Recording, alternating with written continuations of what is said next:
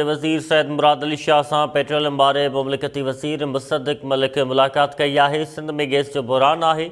Load shedding सबब अवाम सख्त परेशान आहे। मुराद अली शाह मुमलिकती वज़ीर खे अहिड़ी आगाही ॾिनी आहे। मुराद अली शाह जो चवणु आहे त पाकिस्तान में 33,581 MMC FD गैस पैदा थींदी आहे। अवां खे आगाह कयूं पिया सिंध 2,100 MMC FDF गैस पैदा कंदो आहे। वॾे वज़ीर मुराद अली शाह ऐं मुसद्दिक़ मलिक खे अहिड़ी आगाही ॾिनी आहे। मुसद्दिक़ मलिक जो चवणु आहे त 200 MMC FD गैस फील्ड जे लाइ कंप्रेसर लाइ इस्तेमालु थींदी आहे।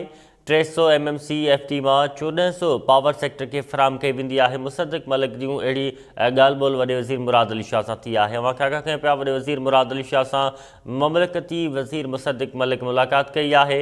वॾे वज़ीर मुराद अली शाह सां पेट्रोलियम वारे मुमलिकती वज़ीर मुसद्दिक़ मलिक कराची में मुलाक़ात कई आहे। वॾे वज़ीर मुराद अली शाह मुसद्दिक़ मलिक खे आगाह कयो आहे त सिंध में गैस जो बहरान आहे। लोड शेडिंग सबब अवाम सख़्त परेशानी खे मुंहुं ॾेई रहियो आहे। टेलीफोन लाइन ते मौजूदु आहे टाइम न्यूज़ जो सीनियर रिपोर्टर दोदो चांडियो। वधीक तफ़सील मालूम कंदासीं।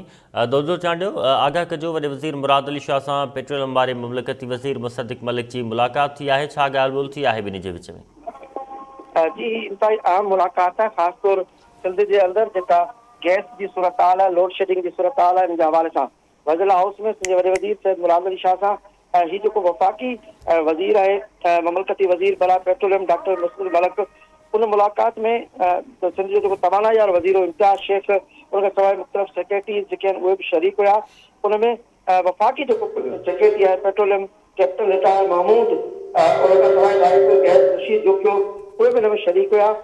हिन मुलाक़ात में वॾे वज़ीर ब्रीफिंग ॾिनी ऐं हुन ॿुधायो त सिंध जेका आहे उहा 60 खां 62 सैकड़ो ऐं 62 खां 63 सैकड़ो गैस पैदा करे थी, पर सिंध में सभ खां वधीक जेका सूरत हाल आहे बहरान ख़राब सूरत हाल सिंध जे अंदरि आहे। वॾे वज़ीर ॿुधायो त जेतिरो सिंध गैस करे थी उन जे मुक़ाबले में सिंध खे गैस जेको आहे उहो घटि जेको आहे उहो ॾिनो पियो वञे, जंहिंजे करे न पैदावार पर हाणे घरेलू सार्फिन जेके आहिनि उहे बि परेशान आहिनि।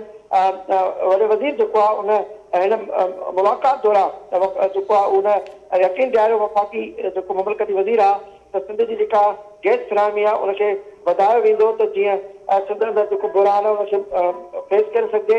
सनती हवाले सां बि ख़ासि तौर जेको सूबे जे हवाले सां जेके रहायशी आहिनि घरू कस्टमर आहिनि उन्हनि हवाले सां पिणु इन मुलाक़ात में थी आहे। ऐं चयो पियो वञे त कुझु गैस स्कीमुनि ते नयूं स्कीमूं बि शुरू कयूं वेंदियूं ऐं कोशिशि कई वेंदी त सिंध खे पंहिंजे हिसे जो जेको हक़ मिले। वॾे वज़ीर चवणो त सिंध खे पंहिंजे हिसे जो गैस जेको आहे उहो लाज़मी मिलणु खपे। जी दोदो चांडियो, अवां जी वॾी महिरबानी तफ़सील ॾियण जे लाइ।